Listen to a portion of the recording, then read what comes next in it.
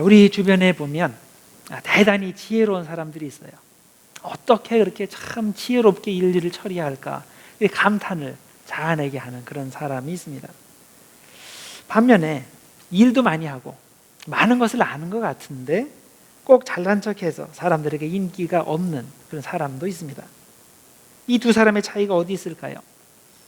여러 가지 차이가 있겠지만 한 가지 말씀드릴 것은 이 지혜로운 사람은 다른 사람을 섬기며 주변 사람들을 돕기 위해서 자신의 지식을 사용하는 법을 안다는 겁니다. 그래서 사람들이 좋아합니다. 그러나 잘난 척하는 사람은 오직 자신에게만 관심이 있습니다. 모든 걸 자기 위주로 생각을 합니다.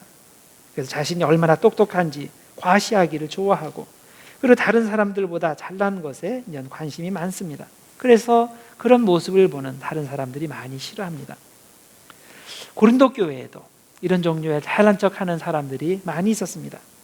똑똑하기는 한데 성경도 많이 알고 또 하나님의 은사에 대해서 많이 알기는 하는데 너무나 잘난 척을 많이 해서 교회에 덕이 전혀 되지 않는 사람들이었습니다.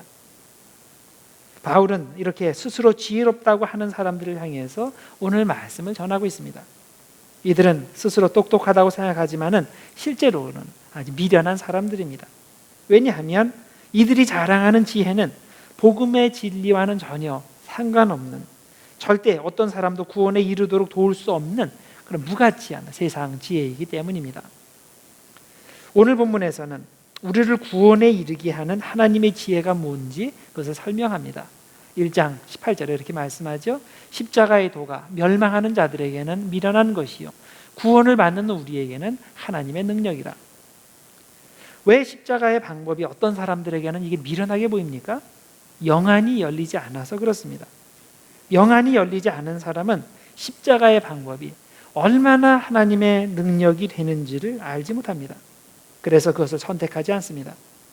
그러나 이 능력의 비밀을 아는 사람은 비록 육신적으로는 힘이 들어도 십자가의 방법을 선택합니다. 자, 당장을 선택하면 이 길로 가면 내가 살고 우리 가정이 살고 교회가 살고 또 사회가 사는 그런 방법이라고 생각하기 때문입니다. 하나님께서 사람에게 미련하게 보이는 방법을 사용하시는 좋은 예가 있습니다. 바로 전도의 예입니다. 21절에 전도에 대해서 이렇게 설명합니다. 하나님의 지혜에 있어서는 이 세상이 자기 지혜로 하나님을 알지 못하므로 하나님께서 전도에 미련한 것으로 믿는 자들을 구원하시기를 기뻐하셨도다. 하나님께서 전도의 방법을 통해 사람을 구원하신다고 했는데 이 전도의 기본 메시지가 뭡니까? 상식적으로 이해가 되지 않는 내용들 뿐이죠. 예수님께서 하나님이 되신다라든가 아니면 예수님이 내 죄를 위해 돌아가셨다든가 예수님께서 죽음을 이기고 부활하셨다든가 하는 이야기는 사람들이 도저히 세상 지혜로는 이해하기 힘든 내용들입니다. 그래서 세상 사람들에게는 이런 내용이 아주 미련하게만 보입니다. 특히 예수님의 십자가는 더욱 이해하기 힘든 내용입니다. 유대인들은 전통적으로 십자가를 하나님의 저주로 생각을 했습니다. 그래서 설령 예수님이 잠시 십자가에 달리셨다고 해도 그가 정말로 메시아라면 기적을 통해 십자가를 부서뜨리고 살아나셔야 했던 겁니다. 그러면 이게 믿을 만한 메시지가 되는 거죠. 그래서 예수님께서 십자가에 달리셨기 때문에 유대인들은 이것을 믿지 않는 거죠. 또 이방인들의 입장에서 볼 때도 하나님이 십자가에 달려서 죽었다는 것이 최대의 스캔들이 됩니다. 당시 십자가는 흉악범이나 정치범이 당하는 형벌이었습니다. 그런데 세상의 구세주가 그런 흉악범이나 당하는 형벌을 받았다고 누가 생각하겠습니까? 그래서 이방인들이 이것을 상상도 못하게 됩니다. 그러나 하나님은 그런 방법을 통해 사람들을 구원하기를 좋아하셨습니다. 왜냐하면 하나님의 지혜는 사람의 지혜와 다르기 때문입니다. 하나님의 길과 사람의 길이 서로 다르기 때문입니다. 22절에 보면 사람들이 보통 예수 믿으라는 전도를 받을 때 요구하는 사항이 나옵니다. 유대인은 표적을 구하고 헬라인은 지혜를 찾으나. 자, 이것은 단지 옛날 이야기뿐만이 아니죠. 현대에도 어떤 사람들은 표적을, 특별한 표적을 요구합니다. 또 어떤 사람들은 지혜를, 어떤 이론적인 설명을 요구하기도 합니다. 자, 유대인들이 표적을 구한다고 했는데 정말 예수님이 우리를 구원할 메시아라면 사람들이 하지 못하는 기적을 보여달라는 겁니다. 그러면 믿겠다는 거죠. 자, 그런데 성경에 보면 예수님께서 유대인들에게 얼마나 많은 기적들을 보여주셨습니까? 못 걷는 사람을 걷게 하시고, 눈 먼 사람을 또 보게 하시고, 심지어는 죽은 사람을 살리기까지 기적을 보여주셨습니다. 그런데 그 모든 기적을 보고서도 사람들은 믿지 않았습니다. 뭐라고 얘기합니까? 그런 기적 말고, 그건 없는 걸로 치고 새로운 기적을 또 보여달라고 이야기를 하는 거예요. 결국 믿지 않겠다는 얘기죠. 자, 우리는 어떤 신비한 기적의 기초에서 믿고자 하는 사람은 그 신앙이 절대 오래가지 못한다는 것을 알아야 됩니다. 우리는 기적의 기초에서 믿는 것이 아니라 하나님의 말씀에 기초해서 믿어야 됩니다. 물론 기적이 필요할 때가 있습니다. 때로는 하나님께서 우리에게 어떤 신비한 체험을 주시기도 하고 기적을 보여주셔서 하나님께서 살아계심을 우리들이 깨닫게 하십니다. 그런데 그것으로 끝이 아니죠. 왜 하나님께서 우리에게 기적을 보여주십니까? 자, 하나님께서 살아계심을 깨달았으면 이제 하나님의 말씀에 믿고 하나님의 말씀대로 순종하라는 그런 의미가 있는 겁니다. 자, 그런데 기적을 본 많은 사람들이 계속 똑같은 기적이 일어나기만을 기다리고 있습니다. 그걸 기대합니다. 그래서 기적을 통해 기독교인이 된 사람들 중에 많은 수가 여전히 건강하지 못한 신앙생활을 하는 이유가 여기에 있습니다. 말씀에 기초하지 않고 계속 기적만 쫓아다니기 때문입니다. 자, 그 다음 헬라인, 그리스인은 지혜를 찾는다고 했습니다. 자, 만일 하나님께서 기독교의 진리를 철학적으로, 이론적으로 설명하는 전도의 방법을 택하셨다면 어땠을까요? 큰 효과가 있었을까요? 아닐 확률이 많습니다. 왜냐하면 사람들은 자기의 지적 호기심이 한번 만족되었다고 그것에 만족하는 법이 없습니다. 그랬다고 곧바로 믿음을 가지지 않습니다. 더 재미있는 이야기, 더 신기한 이야기를 계속 추구합니다. 그래서 우리는 철학적인 방법으로, 논리적인 방법으로 기독교를 설명하는 것에 너무 큰 비중을 두지 말아야 됩니다. 물론 그렇다고 논리적 설명이 필요 없다는 얘기가 아닙니다. 우리가 성경을 이해하기 위해서는 논리적인 그런 설명이 필요하고, 또 제가 설교를 하기 위해서 또 당연히 논리성에 의지해서 제가 설교를 합니다. 당연히 필요합니다. 제가 말씀드리는 것은 그것에만 의지하면 안 된다는 겁니다. 더 중요한 게 있다는 거예요. 그게 뭡니까? 바로 예수 그리스도의 복음이죠. 우리는 전도의 방법에 대해 올바른 생각을 가져야 됩니다. 기적 보여주는 것 중요합니다. 이론적인 설명 중요합니다. 그러나 그것보다 더 중요한 것은 십자가에 달리신 그리스도를 그대로 전하는 것입니다. 한번 우리 주변에 보세요. 우리 주변에 여러분들이 아는 분들 중에 전도를 잘 하시는 분이 있어요. 어떻게 그 사람을 통해서 많은 사람들이 주님께로 인도되는 사람들이 있어요. 자, 그럴 때 그분들이 공부 많이 했기 때문에 그게 돼요? 이론적으로 설명을 잘하기 때문에 그렇게 합니까? 아니에요. 다른 데 원인이 이유가 있는 거예요. 비록 이론적으로 확실하게 신학자같이 설명하지는 못하지만, 어떤 특별한 기적을 보여주지는 못하지만은 자기가 만난 그리스도를 그대로 전하는 데 있는 거예요.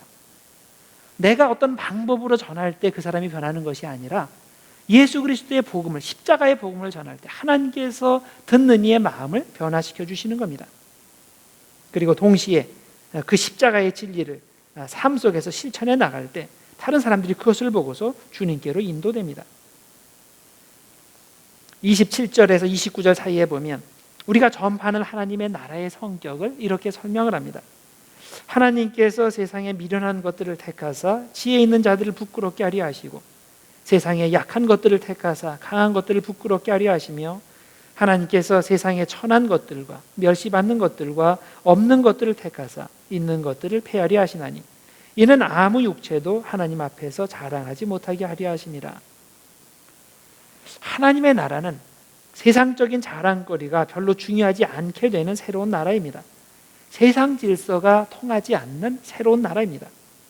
자, 이 말을 뒤집어서 말하면 세상의 자랑거리가 교회에서도 100% 통하게 된다면 그것은 더 이상 교회가 아니라는 말입니다.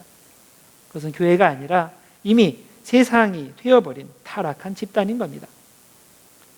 세상의 가치, 세상의 자랑거리들이 뭡니까? 공부 많이 하는 거, 높은 자리에 올라가서 힘을 과시하는 거, 좋은 가문에 태어나는 거, 돈 많이 가지는 거 등등, 이런 것들이죠. 자, 이런 것들이 세상에서 인정하는 가치들입니다. 우리가 이런 것들 하나만 가지고 있어도 세상에서 어깨에 쭉 피며 어깨에 힘주며 삽니다. 그러나 이런 것들이 교회에서도 그대로 통한다면 그것은 정말 심각한 문제입니다. 하나님의 방법이 아니기 때문이죠. 하나님의 뜻이 아니기 때문입니다. 하나님의 뜻이 뭡니까? 세상적으로 미련한 자, 약한 자, 가난한 자, 배우지 못한 자들이 교회에 와서 차별 없이 다른 사람들과 똑같이 하나님의 사랑을 받고 똑같이 천국 생활을 누리게 하는 겁니다. 이것이 하나님의 뜻입니다. 그리고 이런 하나님의 뜻이 온전히 보여지고 이루어지는 교회가 진정한 교회인 겁니다. 교회에서 가난한 사람, 못 배운 사람, 힘없는 사람이 괄시당하면 안 됩니다. 그런 사람이 교회에 와서 환영받지 못하면 그 교회는 더 이상 교회 역할을 하지 못하게 됩니다. 왜 그렇습니까? 교회는 세상의 가치나 세상 지혜로 운영되면 안 되기 때문입니다. 교회는 세상의 약육강식의 원리가 적용되는 것이 아닙니다. 십자가의 희생의 원리가 적용되는 것이 교회입니다. 그래서 세상적으로 힘이 있으신 분들 조심하셔야 됩니다. 스스로 이렇게 생각할 수 있어요. 나는 힘이 없습니다. 그런데 내 옆에 사람이 나보고 힘이 있다고 그럽니다. 그럼 그 사람은 힘 있는 사람이에요. 그런 분들은 특별히 조심하셔야 돼요. 하나님 앞에, 사람 앞에 특별히 겸손해야 됩니다. 겸손하게 모든 사람을 똑같이 사랑하고 모든 사람을 동등하게 대할 때 우리는 하나님의 거룩한 도구가 됩니다. 하나님께서 우리를 사용하실 수 있습니다. 그런데 내가 세상적인 자랑거리가 있다고 해서 교회에 와서 자꾸 그것을 표시하고 그리고 그런 거 가지지 못한 사람을 자꾸 무시하는 눈치를 주면 그 사람 때문에 교회가 무너집니다. 사실은 그렇게 세상에 힘이 있는 그런 사람이 필요한 게 아니에요. 그것이 아니라 정말 아무것도 가진 것 없어도 주님 앞에 겸손하게 무릎 꿇고 주님의 도구로 사용되고자 하는 그런 사람들이 교회가 되는 겁니다. 그러면 우리는 자랑거리를 가지면 안 되는 것일까요? 세상적인 자랑거리들이 우리들에게 없어야 된다는 얘기인가요? 그렇지 않죠. 우리가 자랑할 때도 있겠죠. 우리 굳이 이런 식으로 자랑하고 싶으신 분이 있으면 오늘 본문 31절 말씀을 따르면 됩니다. 뭐라 그랬습니까? 자랑하는 자는 주 안에서 자랑하라. 여기서 포커스가 뭘까요? 자랑하라라는 말이 포커스일까요? 아니죠. 주 안에서가 포커스예요. 주 안에서. 자, 이게 무슨 말입니까? 세상에 자랑거리가 많은데 이거 어떻게 자랑할 수 없을까? 고민하다가 그래 예수님 이름 붙여가지고 자랑하자. 그 얘기는 아니죠. 그렇죠? 또 세상에서 자랑하면 안 됩니까? 교회 안에서 어떤 일들을 열심히 할 때 그건 자랑해도 되지 않을까? 그 말도 아닙니다. 여기서 말씀하는 내용은 주님의 십자가만을 자랑하라는 거예요. 내가 비록 연약하더라도 나의 연약함을 주께서 어떻게 도우셨는지 어떻게 사용하셨는지 자랑하라는 말입니다. 어떤 사람은 이렇게 얘기할 수 있어요. 나는 주님의 영광만을 위해서 열심히 일했고 십자가를 위해서 열심히 일했는데 나중에 보니까 내가 어떻게 영광 받게 되었습니다. 그건 거짓말하는 거예요. 자기가 의도했기 때문에 그렇게 되는 겁니다. 우리는 처음부터 끝까지 나중에도 예수님의 이름이 높여져야지 자기 이름이 높여지면 안 됩니다. 고린도후서 11장 30절에 이렇게 그래서 바울이 고백을 합니다. 내가 부득불 자랑할진대 나의 약한 것을 자랑하리라. 결국 예수 그리스도 안에서는 세상적인 자랑이 있을 수 없다는 말입니다. 자, 세상적인 자랑거리를 예수님의 이름으로 포장해서 자랑하는 것은 절대 용납될 수 없습니다. 그것은 세상 사람들이 세상에서 자랑하는 것보다 더 악질적입니다. 왜냐하면 자랑하지 않는 척하면서 자랑하기 때문입니다. 종교로 포장해서 자랑하기 때문에 더 나쁜 겁니다. 예수님께서 바리새인들을 그렇게 비난하신 책망하신 이유가 뭐겠습니까? 그 사람들이 객관적으로 나쁘기 때문이 절대 아니에요. 잘났어요. 잘났는데 자기 입으로 잘났다고 얘기하니까 안 되는 거예요. 그러고 그렇게 함으로써 진짜 하나님께로 와야 되는 그 가난한 사람들, 종교적으로 불가능한 그런 사람들을 자꾸 막기 때문에 예수님께서 그들에게 이제 정죄의 말씀을 하신 겁니다. 교만한 마음을 버리고 항상 하나님을 찬양하는 겸손한 마음을 우리들은 유지해야 됩니다. 자, 바울이 그 점에서 선수 그 모범을 보여주었습니다. 바울은 많이 배우고 돈도 많고 유대교의 최고 지도자 중에 하나로서 힘을 과시할 수 있는 사람이었습니다. 그런데 그는 그런 것들을 자랑하지 않고 오직 예수 그리스도의 십자가만을 자랑했습니다. 자, 바울이 어디에서 태어났어요? 고향이 소아시아의 타르수스, 다소라고 했습니다. 지중해 연안에 당시에 여러 학문의 중심지가 있었어요. 그 중에 하나가 다소라는 곳입니다. 그곳에 유명한 수사 학교가 있었고, 그래서 거기에서 바울이 교육을 받았습니다. 자, 바울이 수사 교육을 잘 받았다는 것은 우리들이 바울 서신을 읽어보면 잘 알 수 있어요. 물론 바울은 자기가 아무 공부를 안 한 것처럼 얘기를 하지만 실제적으로는 공부를 많이 한 사람이에요. 바울이 이렇게 수사학을 공부했다는 것은 귀족이라는 뜻이에요. 귀족이 아니더라도 귀족만큼 돈이 많다는 뜻이에요. 왜냐하면 학교 다닐 수 있는 게 그렇게 요즘같이 이렇게 학교가 많지 않았기 때문이에요. 그냥 보통 사람들이 아리스토텔레스가 하는 그 소유 학파에 들어가겠어요? 그 학교에 들어가겠어요? 아니에요. 돈이 많거나 아주 많거나 귀족이거나 둘 중에 하나야 거기 들어가서 공부할 수 있는 거예요. 자, 그래서 이렇게 학문을 공부했다는 것은 귀족이라는 뜻이고 돈이 많다는 뜻이고 힘이 있다는 뜻이에요. 같이 클래스메이트들이 나중에 로마 제국의 여기저기서 중요한 요직을 지금 차지하고 있는 거예요. 그래서 바울이 그 상태로만 계속 쭉 갔으면 그러면 정치를 하고 그리고 그런 중요한 자리에 들어갈 수 있었던 그런 사람이에요. 근데 바울은 예수님을 만나고 그것을 버렸어요. 그리고 예수님의 십자가만을 전하는 사람으로 바뀌었습니다. 그리고 그렇게 할 때 항상 하나님과 사람 앞에서 겸손한 마음을 유지할 수 있었습니다. 왜냐하면 하나님의 능력은 우리의 약함에서 온전해진다는 사실을 잘 알고 있기 때문입니다. 고린도후서 12장에 보면 바울이 3번 하나님께 간절히 기도하는 내용이 나오죠. 자기 몸에 있는 가시를 없애달라고 하나님께 간절히 기도했어요. 이 가시가 뭔지 우리는 정확히 모릅니다. 그렇지만 분명한 건 뭐냐면 모든 사람들이 바울에게 이 문제가 있다는 걸 알고 있어요. 바울 자신도 이게 너무나 괴로워요. 그래서 이것 때문에 하나님의 복음 전파에 방해가 된다고 생각을 했어요. 그래서 하나님 앞에 간절히 기도했습니다. 그럴 때 하나님께서 뭐라고 대답하셨습니까? 안 된다, 거절하셨죠. 더 정확한 표현을 들자면 하나님의 응답을 받은 거예요. 받았는데 yes라는 응답이 아니고 no라는 응답을 받은 겁니다. 자, 하나님께서 이것을 거절하신 이유가 무엇이겠습니까? 이것을 거절해야 바울 자신에게도 유익이 되고 하나님의 나라에도 유익이 되기 때문입니다. 우리가 이렇게 질문할 수 있습니다. 어떻게 해서 이런 가시가 바울에게 그리고 하나님 사업에 유익이 된다고 하는 건가? 자, 이 질문에 대한 대답은 바울이 이것을 통해서 항상 겸손할 수 있었다는 겁니다. 바울이 이렇게 전도하면서 이런 생각이 안 들었겠어요? 내가 열심히 전도하니까 이렇게 많은 사람들이 예수님께로 돌아오고 내가 좀 잘난 모양이다. 이런 생각이 조금이라도 들지 않겠어요? 조금이라도 그런 생각이 들 때 바울의 몸에 있는 가시가 자기를 찌릅니다. 그러면 자기가 아프니까 자기 자신이 어떤 존재인지를 깨닫게 되는 거예요. 그러면서 겸손하게 주님 앞에 무릎 꿇게 되는 겁니다. 혹시 여러분들 중에도 이런 종류의 가시가 있습니까? 여러분 그 가시에 대해서 감사하기를 바랍니다. 가시에 대해서 불평하면 여러분은 그것 때문에 평생 불행하게 삽니다. 그렇지만 가시에 대해서도 여러분들이 감사하게 되면 그것을 통해서 여러분에게 놀라운 하나님의 능력이 임합니다. 왜냐하면 하나님의 능력은 십자가의 방법을 따를 때 오기 때문입니다. 여러분들 이렇게 신앙생활 오래 하시면서 좀 스스로 그런 생각이 들 때도 있지 않아요? 아무개는 참 이 간증거리가 많아.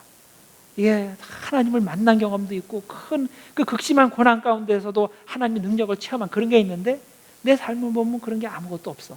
참 내가 봐도 좀 이상해. 이렇게 생각하시는 분 혹시 있지 않아요? 왜 우리의 삶 가운데 하나님의 능력이 나타나지 않을까요? 그 이유는 하나님의 능력을 체험할 필요가 없기 때문이에요. 왜 하나님의 능력을 체험할 필요가 없겠습니까? 그 사람은 인생을 편안하게 사는 게 목적이기 때문에 그래요. 바울같이 내가 십자가의 길을 가겠다고 하는 사람에게는 반드시 하나님께서 능력을 주십니다. 그리고 그렇게 살 때 하나님의 능력이 체험되어지는 거예요. 우리가 어떻게 하면 하나님의 지혜 있는 그런 사람이 되겠습니까? 어떻게 사는 것이 가장 지혜로운 사람이 됩니까? 바로 이 십자가의 도를 따르는 것이 가장 지혜롭게 사는 방법입니다. 십자가의 길이 바로 하나님의 지혜가 있는 길이요 하나님의 능력이 있는 길입니다. 그래서 아까 읽은 말씀에 그렇게 말씀했죠. 십자가의 도가 멸망하는 자들에게는 미련한 것이요 구원을 받는 우리에게는 하나님의 능력이라 라고 하였습니다. 여러분 왜 나에게 하나님의 능력이 나타나지 않는가? 그거를 아시려면 현재 내가 십자가의 방법대로 살고 있는가, 그것을 생각해 보시길 바랍니다. 우리가 개인적으로 십자가의 방법대로 사는 것과 마찬가지로 교회적으로도 역시 십자가의 방법대로 살아야 됩니다. 우리는 교회에서 세상적인 자랑거리가 힘을 발휘하지 못하게 해야 됩니다. 교회 안에서 세상과 똑같이 그런 세상적인 가치가 힘을 발휘하게 되면 더 이상 하나님께서 역사하시지 않습니다. 더 이상 그 교회는 하나님의 방법대로, 십자가의 방법대로 운영되는 교회가 아니기 때문이에요. 그래서 우리는 하나님께서 어떻게 역사하시는지를 알고서 그 방법에 순종해야 됩니다. 하나님은 우리의 인간적인 강함을 통해서 역사하시는 것이 아니라 우리의 연약함을 통해서 역사하시기 때문입니다. 우리는 가난한 자, 못 배운 자, 힘없는 자들이 환영받는 교회를 만들어야 됩니다. 그런 교회만이 건강하게 성장하고 그런 교회만이 하나님께서 기뻐하시는 교회가 됩니다. 십자가의 도는 교회의 종탑이나 교회 내부 장식에만 적용되는 것이 아닙니다. 십자가의 도는 우리의 기본 삶의 방식이 되어야 됩니다. 하나님의 지혜가 그렇게 하라고 우리에게 명령합니다. 세상 지혜는 우리에게 영광의 길을 가라고 말하지만은 하나님의 지혜는 우리에게 십자가의 길을 가라고 말합니다. 세상의 지혜는 우리에게 영광스러운 모습을 지향하고 그런 영광스러운 모습을 한 사람들과 친하게 지내라고 말하지만 하나님의 지혜는 우리에게 십자가의 모습을 지향하고 십자가의 방식대로 사는 사람들을 귀하게 여기라고 말씀합니다. 현재 우리에게는 십자가의 도가 있습니까? 십자가의 방식대로 살고 있습니까? 한번 자신을 생각해 보시기 바랍니다. 하나님께서 이 시간에 여러분 개인에게 와서 물어본다고 합시다. 얘야, 너는 현재 십자가의 방식대로 살고 있냐? 십자가의 방식대로 살고 있는 것이 있으면 나한테 한번 내놔봐라. 과연 여러분은 무엇을 하나님께 말씀드리겠어요? 여러분의 삶의 방식이 뭔지를 잘 생각해 보시기 바랍니다. 여러분의 인생의 목표가 뭐예요? 인생을 편안하게 사는 게 여러분들의 목표입니까? 아니면 정말 값지게 사는 거, 내가 힘들어도 정말 하나님의 능력이 나에게 임하고 그 능력대로 사는 게 인생의 목표입니까? 그러면 여러분들 삶의 방식이 완전히 달라질 거예요. 내가 하루아침에 성자가 되지는 못합니다. 그렇지만은 내가 방향을 바로 잡으면 오늘 현재 조그만 것이라도 내가 십자가의 방법대로 사는 것, 내가 십자가의 방법대로 나를 몸을 죽이고 또 나의 욕심을 죽이고 하나님의 뜻에 순종하는 뭔가가 있을 거예요. 아무것도 내가 대답할 것이 없다면 여러분들은 심각한 상태에 들어가 있는 거예요. 방향을 잘못 잡은 거예요. 그쪽으로 계속 가시면 계속 그렇게 하나님의 능력이 없는 그런 쪽으로 가게 돼 있어요. 여러분 오늘 결단하시고 정말 하나님을 위해서 십자가의 방법을 선택하시길 바랍니다. 십자가의 방법을 선택할 때 그때는 사람의 능력으로 감당할 수 없어요. 그때 비로소 하나님께서 능력을 채워주시는 거예요. 이렇게 하나님의 능력을 체험하며 사는 것이 지혜 있는 사람의 방법입니다. 여러분에게 여러 가지 옵션이 있어요. 그럴 때 어디를 택하실는지, 편안함을 선택하실 것인지 아니면 하나님이 주신 그런 길을 선택하셔서 하나님의 능력을 체험할 것인지 여러분들이 결정하시기 바랍니다. 그런 결정 위에 하나님께서 복을 주시고 축복하시고 그것을 통해서 여러분들 삶을 가장 지혜로운 삶이 되게 하시고 또 여러분들의 삶에 하나님의 능력이 충만한 그런 축복을 하실 겁니다. 이런 모든 축복된 여러분들 모두 되시기를 주님의 이름으로 축원합니다. 기도하겠습니다. 하나님 아버지 감사합니다. 하나님께서 저희들 축복하셔서 이 자리에 오게 하시고 하나님의 말씀을 듣게 하시니 감사합니다. 우리의 삶에서 하나님 온전히 주님의 능력이 나타나기를 소원합니다. 하나님 단순한 편안함을 추구하는 것이 아니라 정말 지혜로운 선택을 하게 하시고 지혜로운 삶이 되게 하시고 그것을 통해서 하나님께서 얼마나 나를 축복하시는지 나에게 어떻게 능력을 채워주시는지 체험하는 우리 모두가 될 수 있도록 하나님 축복하여 주시옵소서. 우리의 삶을 통해서 하나님께서 영광 받아 주시옵소서. 예수님의 이름으로 기도드렸나이다.